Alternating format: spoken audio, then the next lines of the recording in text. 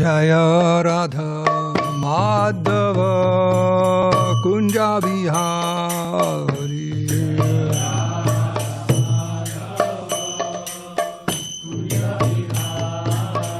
Jaya Radha Madhava Kunja Bihari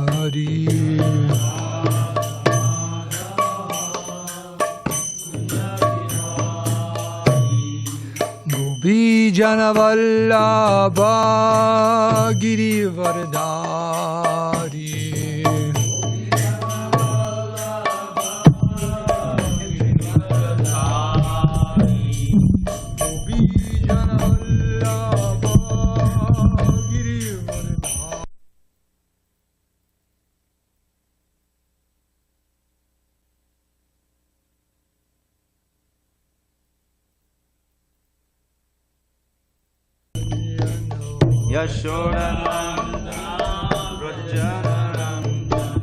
Jasodanandana Vrajajanaranjano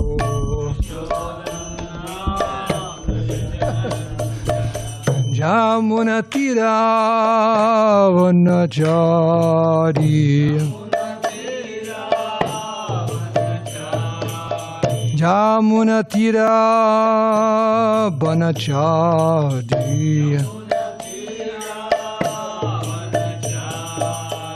Jaya Radha Madhava Kunja Bihari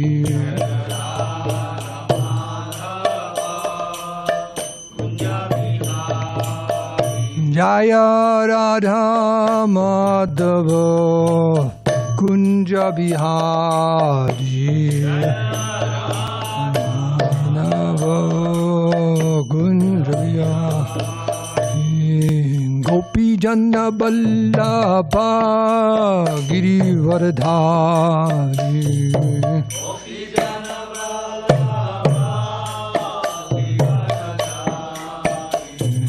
Gopi Jana Ballabha Girivardhari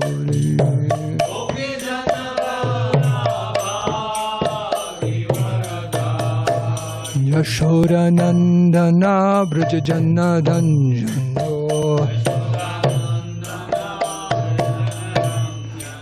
Jasodanandana Vrajajanaranjano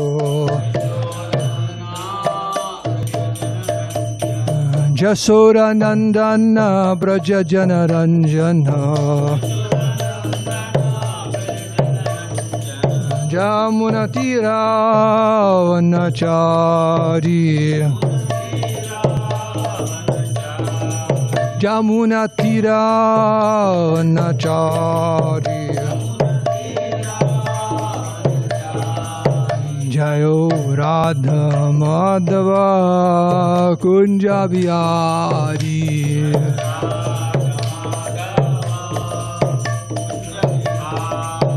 Jaya Radha Madhava Kunja Bihari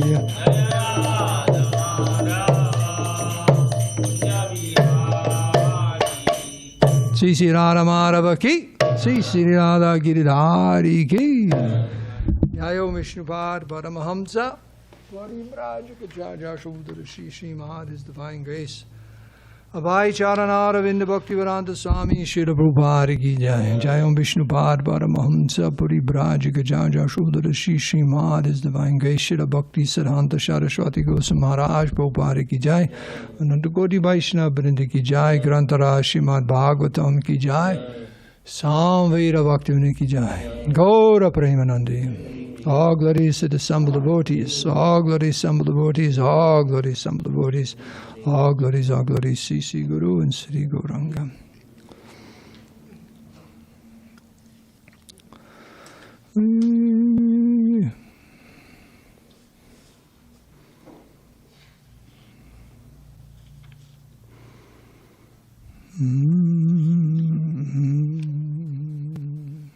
Okay, so we have a few verses. So today we're reading from the Srimad Bhagavatam, 6th canto, 18th chapter. Diti vows to kill King Indra. starting with text 31, then 32, 33, 34 as the purport. Om Namo Bhagavate Vasudevaya. Om Namo Bhagavate Vasudevaya. Om Namo Bhagavate Vasudevaya. Evam Srushishitas Tata Bhagavan Kasyapa Striya Prahasya Paramaprito Dittam Aha Binandya Cha Evam Sushushitastata Bhagavan Kasyapa Striya Prahasya Paramaprito Dittamaha Bindanyanyacha Evam Shushushitastata Bhagavan Kasyapastriya Prahasya Paramaprito Dittimaha Binandyacha. Anyone like to chant? Evam Sushushitastata Evam Sushushitastata Bhagavan Kasyapastriya Bhagavan Kasyapastriya Prahasya Paramaprito Prahasya Paramaprito Dittimaha Binandyacha Dittimaha Binandyacha Evam Sushushitastata Evam Sushushitastata Bhagavan Kasyapastriya Prahasya Paramaprito Dittimaha Binandyacha Evam Sushushitastata Evam Sushushitastata Bhagavan Kasyapastriya Prahasya Paramaprito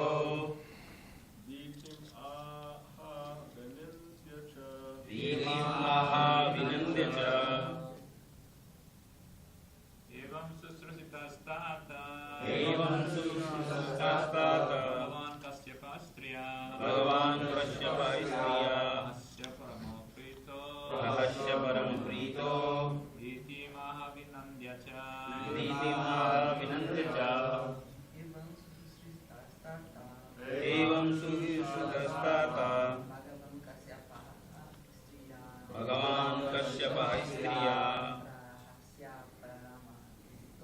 Prahasya Paramaprito Dittimaha Binandyacha.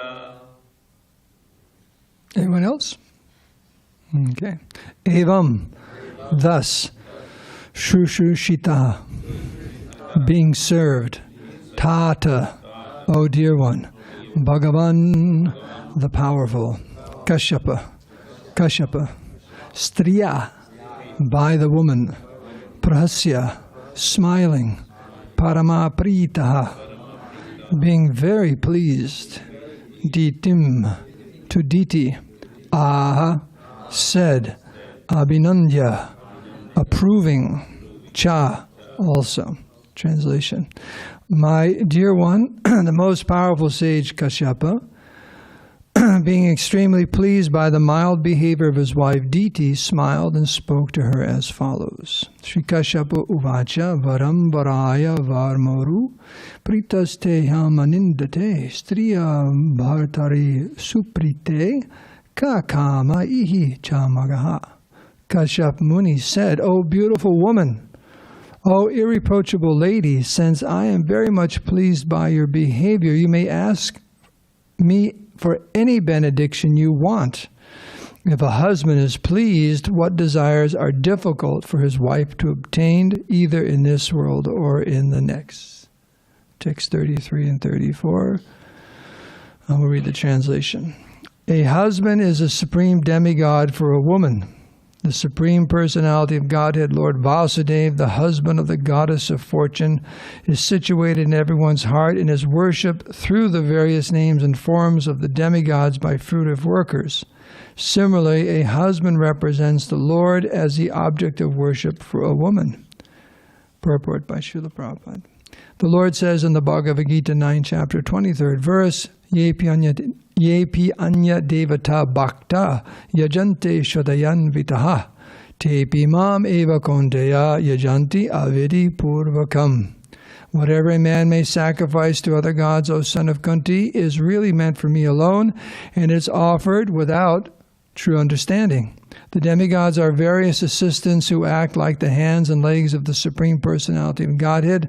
One who is not in direct touch with the Supreme Lord and cannot conceive of the exalted position of the Lord is sometimes advised to worship the demigods as various parts of the Lord. If women who are usually very much attached to their husbands worship their husbands as representatives of Vasudeva, the woman benefit, just as Ajamil benefited by calling for Narayan, his son. Ajamil was concerned with his son, but because of his attachment to the name of Narayan, he attained salvation simply by chanting that name. In India, a husband is still called Pati Guru, the husband's spiritual master. If husband and wife are attached to one another for advancement in Krishna consciousness, their relationship of cooperation is very effective for such advancement. Although the names of Indra and Agni are sometimes uttered in the Vedic mantras, Indraya Swaha, Agni Swaha, the Vedic sacrifices are actually performed for the satisfaction of Lord Vishnu. As long as one is very much attached to material sense gratification, the worship of the demigods or worshipping of one's husband is recommended. Om Gyanti Mirandasya Gyananjana Salakaya Chakshuran Minitam Nirataismai Sri Gurave Namaha Sri Kṛṣṇa Chaitanya Prabhu Nityananda Shri Advaita Gadadhar Shivasani Gaur Bhaktivinoda Hare Krishna Krishna Krishna Hare Hare Hare Ram Ram Ram Hare Hare Vanchikapatarubhasya Kripa Sindhu Bevacha Patitanam Bhavanebhyo Vaishnavebhyo Namo Namaha. So by your good wishes, I'll try to say a few words.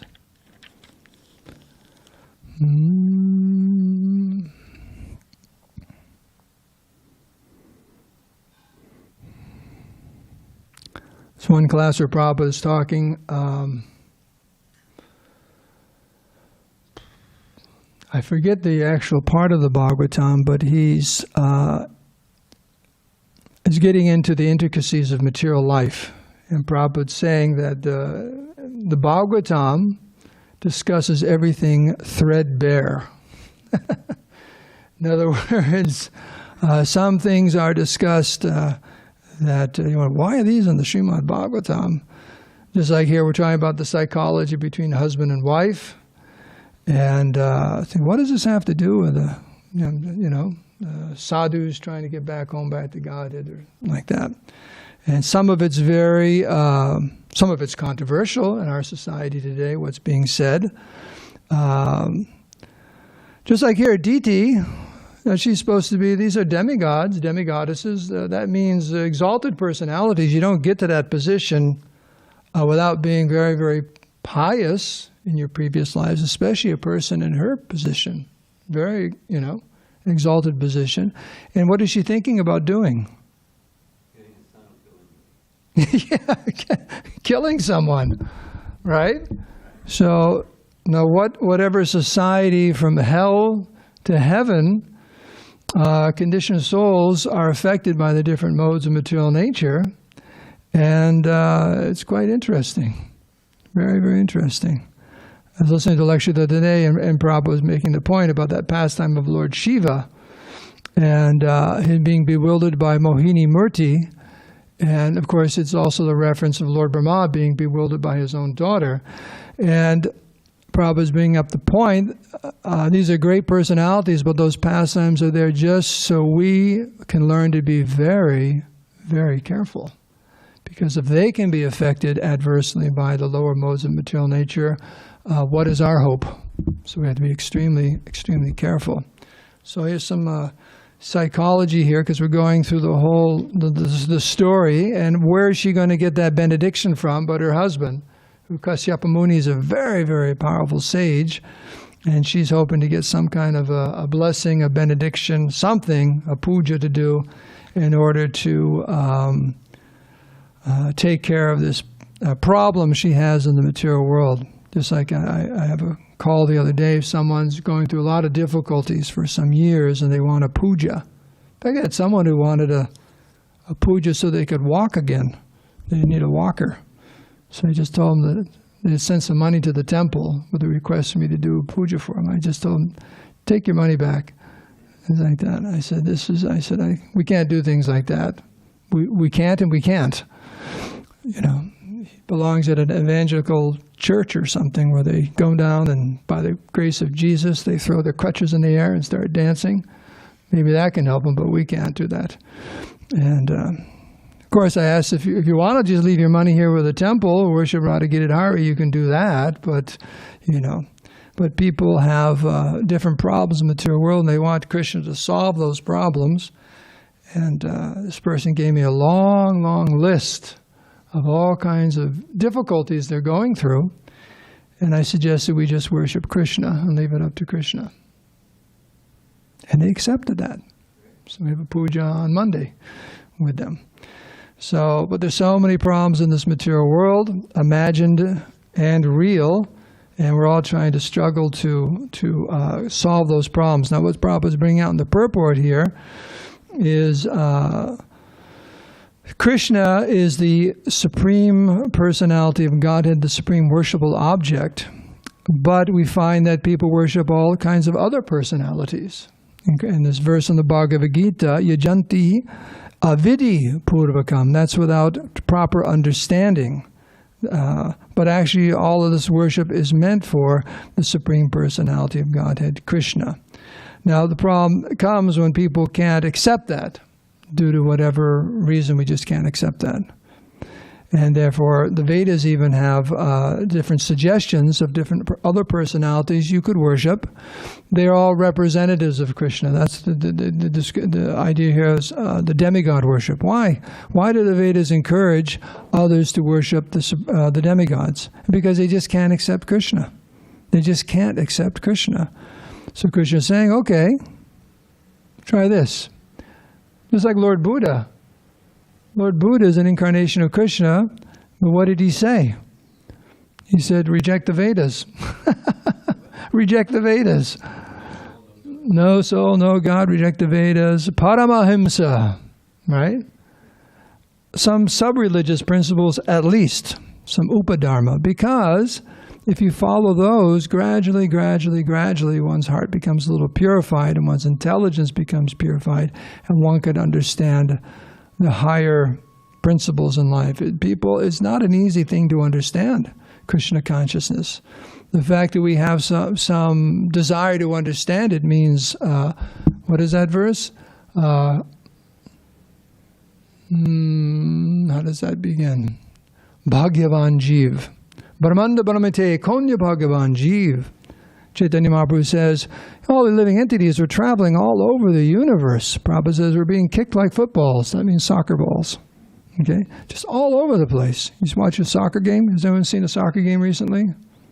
Just checking. Especially the Indians. They watch soccer a lot. Okay. That and cricket, right? So the ball just goes flying across the field, right? Just kicked and back and back.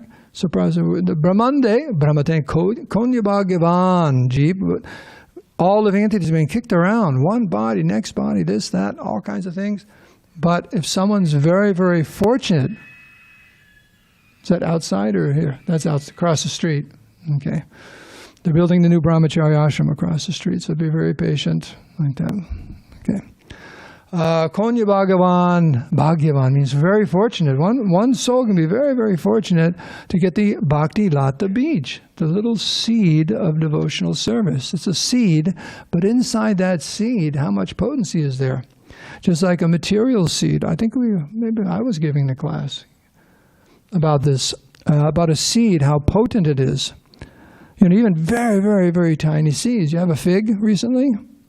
Fig trees are huge, they're gigantic, but the seeds are very tiny. But the potency of not only another tree, but so many future generations of trees are in that little tiny seed. So even in the material world, seeds are very, very potent. Amazing. You just take that, put it in the earth, a little bit of water, sunlight, nutrients, and then plants grow.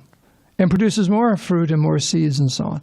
So the Bhakti Lata Bij, the Guru and Krishna give that into the heart of that very Bhagya, Jeev means soul, fortunate soul. If you just take that seed and if you just cultivate it, that the creeper of devotional service will grow in the heart and all the way back home, back to Godhead, through all the different coverings of the material energy, all the illusion, everything, and right back to Krishna's lotus feet. Now that's a very potent seed, very powerful seed. So that's what's being planted in the heart of the devotee. So, but Konya Bhagavan Jeev, very few people get it. They don't get it. We're distributing it, right? The seeds in the form of books and the Harinam and Prasadam and so on. But sometimes it doesn't take you know. Barren field. Yeah, it's a barren field. You ever hear of Jesus Christ? Okay. There's that Sermon on the Mount, and he's talking about that. You know, about he spoke. That was his first preaching engagement. You know that? That was his first time on Sankirtan, the Sermon on the Mount. And it says in that section of the Bible that he went up there and he spoke. Some people accepted him, and they became his followers. He started his church at that time, or following, but some people didn't. And then they give different classifications of people who didn't. Some were the naysayers, what's this guy, just another hippie? Like, look at him, like that. Some other, because at that time there are many, many different preachers. He was just one of them. Even many different people who were accepted as messiahs and avatars and all that. So it was a common thing. But it's just a different description. But one is that the soil, when the soil is too hard or something, the seed won't go in. It just won't go in. You can try as much. Every farmer knows that. The soil has to be right. The watering has to be right. There has to be nice sunshine. Air conditions are there, and and some hearts just can't accept it. So what to do? Just say, forget it. Tough luck?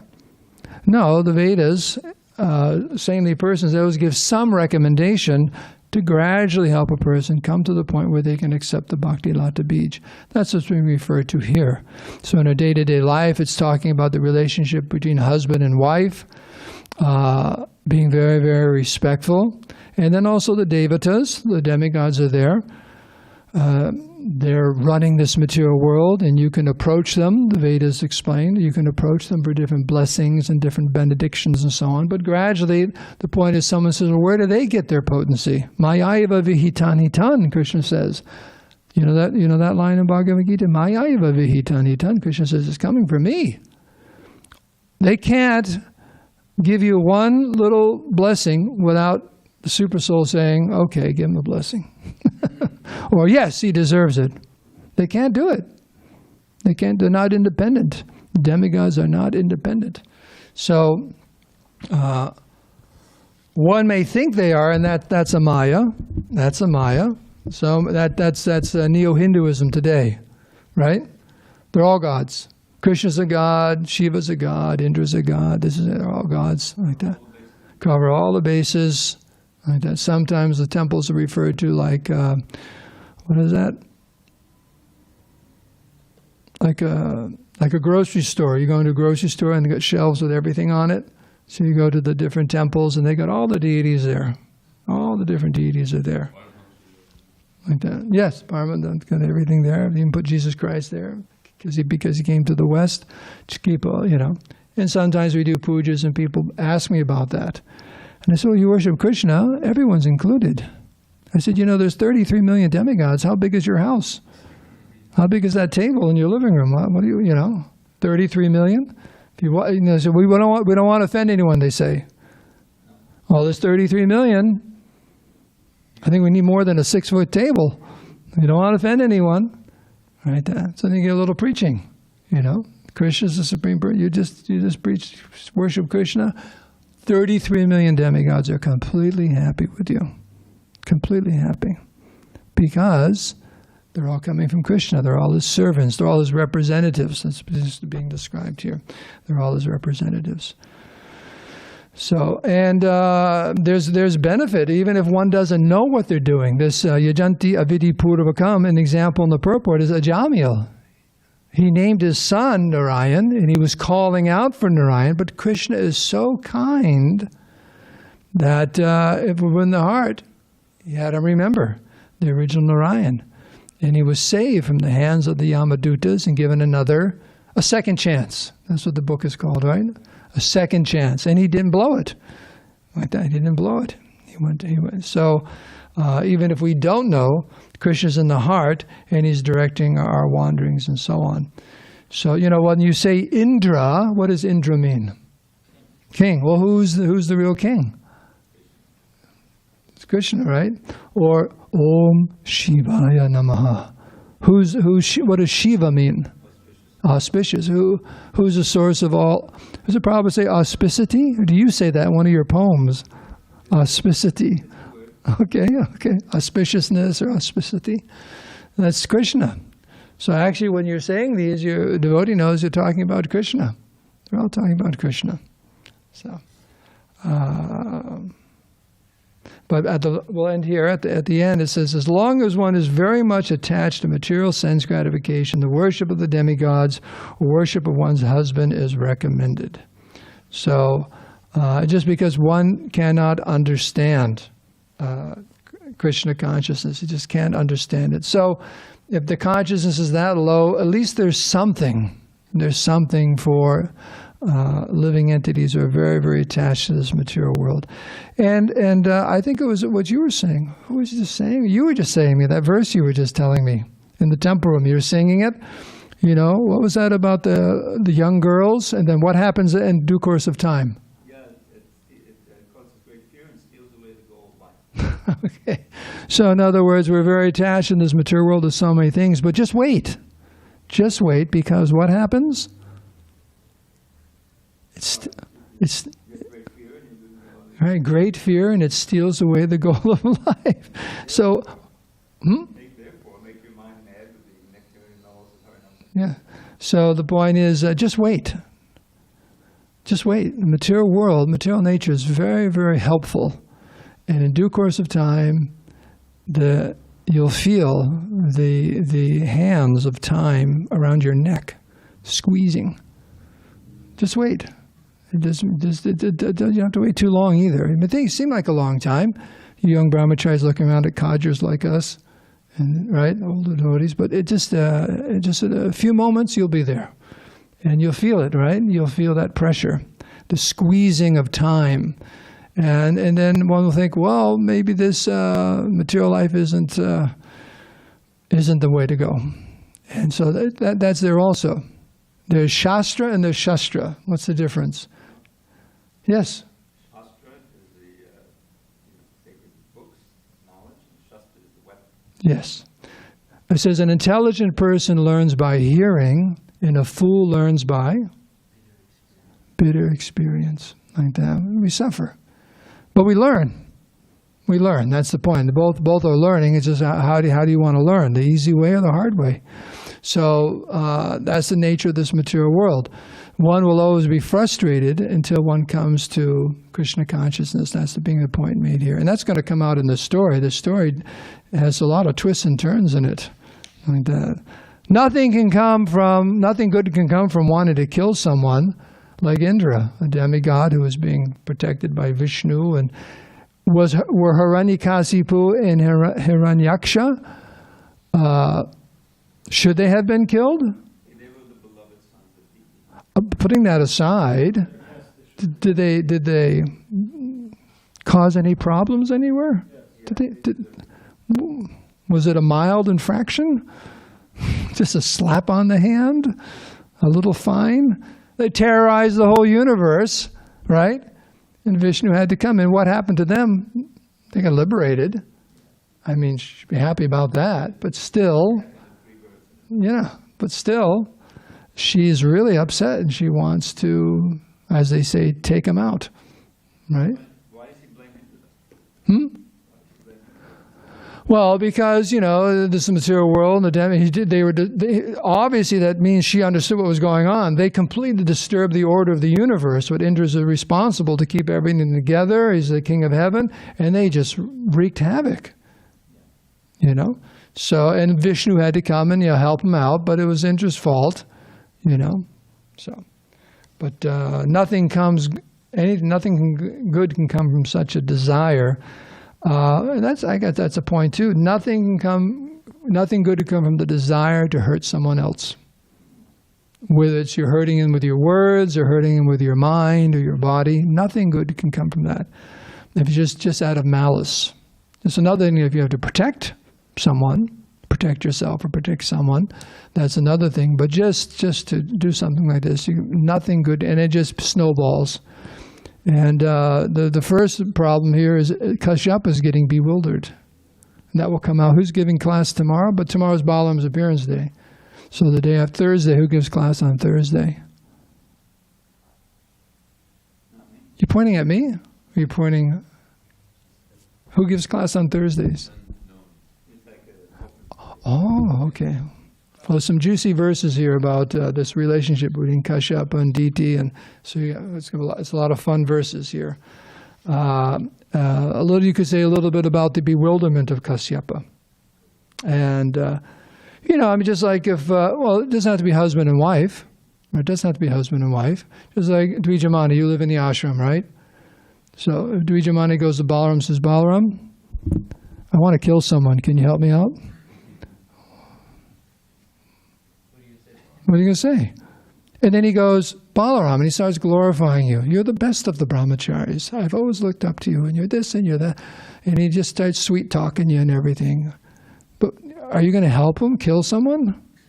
No. But Kashyapa here, he gets all sweet-talked like that. And he goes, okay. Right? No, he said, whatever benediction you want. And then when she asked the benediction, he says, oh my God, what have I done? What have I done? Yeah, but it's like, he didn't know. Like that, but she knew how to work it. She knew how to work it. Like that. Both men and women know how to work each other. Like that. So it's 8:25. Any questions or comments on this verse and purport? Yes. Is there a microphone for you?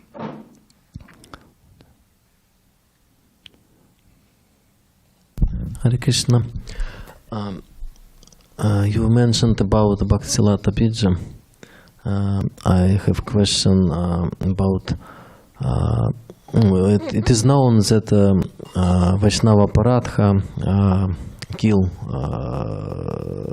Bhakti Bija, and I have a question. It is how to say, how it done, like how is it possible that Bhakti Bija is killed because of Prema lives in everyone's heart. It's like a species of the soul. Do you want to know how that happens? Okay, well the verse says, Guru Krishna Prasad Pai Bhaktilata Bij. Guru and Krishna, there's two working. The Vaishnava, the spiritual master, and Krishna in the heart. They're working very, very hard to deliver the fallen souls in this material world. And by their kindness and mercy, when they see just even a fraction of desire, they immediately act upon that and can plant that seed. They're very, very kind. So all it needs is just a little bit of turning of the jiva to Krishna or frustration with this material world, and they're immediately on it. Krishna's in the heart. Why is Krishna in the heart? Why did he come here? Why is he in the heart of everyone in San Diego? Is it the weather? Right? I don't think so. It's not the weather. But because he's in the heart of all living entities, whether the weather is good or not. Why is he in the heart of every single jiva in this material world? It's only for the purpose of really just turning him around and bringing him back home, back to Godhead. So you can say Krishna's waiting, but of course Krishna's beyond time. Time is one of his elements, so it's not that Krishna goes, I've been waiting a long time for this jiva. Man, so how many yugas is this guy going to take? So Krishna's not frustrated like that, but he's in the heart, and at the moment the jiva thinks there's got to be something more, or something like that, immediately Krishna in the heart, and if possible, the devotees, or Krishna sends them to the devotee. That's what he's been waiting for. That's what the whole reason Krishna's come. And now it's happened. Now it's happened. The jiva is turning a little bit, and then you can say that the seed is planted by the mercy of Krishna and the devotees. And by good association, the seed is cultivated, and then it grows, and then that's the happy ending. We all go back to Godhead. So, does that answer your question? No. Okay. How does it destroy the seed? Well, that was the class last week. Just play it again. Remember, I have the website on Vaishnava Aparad and like that. How does it destroy it? Well, Chaitanya Mahaprabhu. How is it? Well, actually, the word in the purport we gave class 2 weeks ago, the word was halt. It stops your advancement. It doesn't destroy it. Nothing can destroy one's Krishna consciousness, but it stops it. See the difference?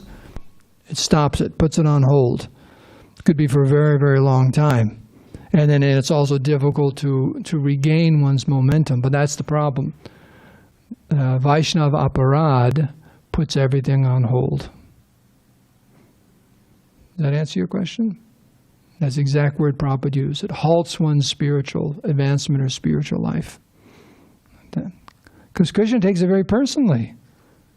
It's a personal thing. You insult Krishna's devotees, Krishna takes that very personally, as we see in many different pastimes.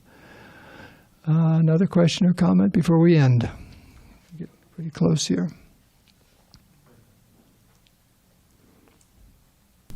How would a preacher recognize when it's best to recommend demigod worship over worshiping Krishna, because the person is not able to worship Krishna, I guess? Or how would you know? Well, one thing is, a preacher in the International Society for Krishna Consciousness would not do that. We would ask them to, begin on a certain level in their Krishna consciousness. We can give them that understanding, but we would never recommend. We'll let them know the Vedas explain these different things. Or you could even say that whatever your material desires are, you approach Krishna for that. But especially in this day and age and so on, the process of demigod worship is very, very long and involved and so on. Otherwise, in other words, just to say, yes, I'm a devotee of Lord Shiva, I'm a devotee of Durga and this and that. But are you really following the regulations in the Vedas for that worship? Probably not, So, just tell them, take prasadam. That's our recommendation in Kali Yuga. Take prasadam in the holy name. Just take prasadam. Everything will come. Everything will come in due course of time. Okay? One will be completely satisfied. That's a guarantee. Yes? It's not like the book distributors have all of Prabhupada's books, and over here they got a few books on worshiping Shiva and Lord Nara. Well, I think, come on down the end of the table here, we got a special on Durga worship books. No. Let them know how it all fits in, that they're all servants of the Lord. But especially in Kali Yuga, we have very little time. Just worship Krishna, like that. Just want to ask out of curiosity, maybe is there any example of also demigod worship or something similar to that in any other traditions that you might? Yes, it's there. Who are the Roman gods and the Greek gods and every culture has these lesser deities of nature, and so absolutely, it's there. It's all there, 100%. The idea that there is a transcendent, spiritual, supreme Lord, that's a very exalted understanding. That's the perfection of spirituality. It begins with what's called animism, or impersonalism, and demigod is a gradual progression. But until you come to the point of accepting there's a supreme transcendent Lord in the spiritual world, all the most important questions of life are never answered. Who am I? Where did I come from? Karma. All these lesser deities are just, hey, can you help me out? I'm suffering in this world. Can you help me out with money and this and that and all these different things? You never ask the important questions. Who am I? Where did I come from? Where am I going? Is there get me out of this material world. It's like, keep me in here, but keep me comfortable. It's the old example of the prison, right? First class, second class prisoner. You know, you should get out of the prison, but you're saying, hey, can you help me be very comfortable in prison? Yeah, it seems like when you speak with people from different traditions, they have no understanding of that whatsoever. They only think that there's the Supreme and that's it. And what about the angels? Would they fall under the category of? Vedas say they're a class of, you can say, demigods, higher beings. You got the Gandharvas and Kinnaras and all that. Some are really good at singing. Some are really good at dancing. Right? And there's angels, and all those things are there. Personalities are there, subtle personalities. It's a big world out there. Human beings are just a tiny little section of that. And right now we're in quarantine, because we just destroy everything we touch. It's Kali Yuga. Whatever planet human beings are on, they just mess it all up, and right? Just stay away from it. It's like a bad neighborhood right now, right? Lock your doors. I was just thinking that we're all kind of a Jamils, but we got our second chance here. The only thing is we don't really remember much about the last chance we blew. Yes. But this is what we're all about. And I was also, because all the keys on intelligence, it's like this verse I like to chant about, purified it to my knowledge, pure now I'm rejecting all this lust and greed, because that's what this class is for, to refine our spiritual intelligence. It's all necessary. So they have something called artificial intelligence, as you probably all heard about, right? AI. So I read an article yesterday, just made my hair stand up in, not ecstasy, but dread. And that is that the military of all big countries, the China and Russia, they're all developing the artificial intelligence so that they can be on the battlefield and have the advantage and put the control of the weapons in the hands of the artificial intelligence, and they can make decisions. And they're developing eventually where they'll also be in charge of the nuclear weapons. Make you feel secure? Artificial security. It's a real impetus to get serious about chanting Hare Krishna. And there's nothing. Time for any more comments? Maitreya, it's all yours. Hare Krishna. Thank you very much, Dharmasetu, for a very thought-provoking class. The modes of nature, as you mentioned, are so subtle and insidious that they even affect the consciousness of exalted demigods, like Kasyapa's wife, who's on a very nefarious path, not at all exalted, and we're about to read the result of her weakness and his weakness. Of course, it's Leela, but the question, a very interesting question was posed of to whom do we instruct how to worship demigods if they're not attracted or able to approach Krishna? And in the Bhagavad Gita, Krishna never mentions, he does not recommend worshiping demigods anywhere. In fact, he says those that do it are less intelligent, and they're actually worshiping me, but they're doing it in a wrong way. In the whole Bhagavatam that you mentioned, there's all these attractive stories that are meant to attract us to worshiping Krishna. Not worshiping the demigods. Nowhere in the Bhagavatam ever is a solution to somebody's problem to worship a demigod. In fact, it usually leads to just the opposite result. Anyway, thank you for interesting points you're thinking about for the rest of the day. Prabhu, you have a comment, question? Microphone, please. I think all the microphones have worked their way that way.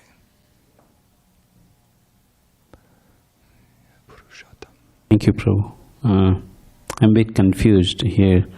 So as Prabhu, in the virtual, he was saying that Krishna in Bhagavad Gita in 7th chapter, he says, I am in everyone's heart as super soul. As soon as one desires to worship some demigod, I make his faith steady so that he can devote himself to that particular deity. Endowed with such faith, he endeavors to worship a particular demigod and obtain his desires. but actually these benefits are bestowed by me. And then he goes on saying that it is temporary and limited, and they reach to that planet. So you mentioned that devotees never recommend worshipping demigod, but Krishna does help people worship demigod, yes, to go wherever they want to go with. So how it is, whether we follow him or... No. What Krishna is saying there is he's explaining how he set everything up. That he's in the heart of every living entity and the heart of the demigods, and he's arranging that whole, you say, worship. But Bhagavad Gita, because it's a Vaishnava literature, is not recommending it. There's different things he says about being less intelligent and so on. But it's there. It's there. Because Krishna set it up. He even says in the 3rd chapter of the Bhagavad Gita that I set up this whole system of worship, and by worshiping one can be prosperous and happy in this material world. So it's all set up. There's nothing evil about it, but it's not the highest level of religion, you could say. So, in Vaishnava literatures like Bhagavatam, because they are, what is that in the very beginning? Akaitava Dharma. Oh, that's been pushed out. Any kind of cheating religion has been pushed out. You won't find that in other parts of the Vedas. Most of the Vedas, most of Vedic literature, most of it, like, I don't know, I heard one calculation given, one sannyasi was saying like 70% is all about karma kanda, because most of the people are into it. Then you got another big section which has to do with impersonalism, because the people are, and then you got a little tiny little sliver, and that's the Vaishnavas.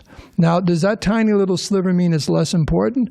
No, it just means that's the population. Very, very few people can understand our philosophy or are ready for it, because it is so exalted. But you're absolutely right, that is the Vedic system. But in Bhagavad Gita, Krishna's getting to the point.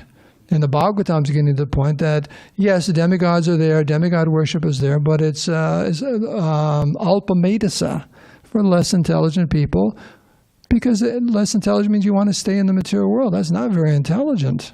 It's not a very intelligent thing, because you don't belong here. You won't be happy here. So that's not very intelligent. Is it very intelligent to want to live someplace where you're never going to be happy? What do you think, Govardhan? Is that happy? That's intelligent? No, you want to go someplace where you'll always be happy. And that's back home, back to Godhead. So, does that answer your question? Okay, let's end here. All glories to Srila Prabhupada.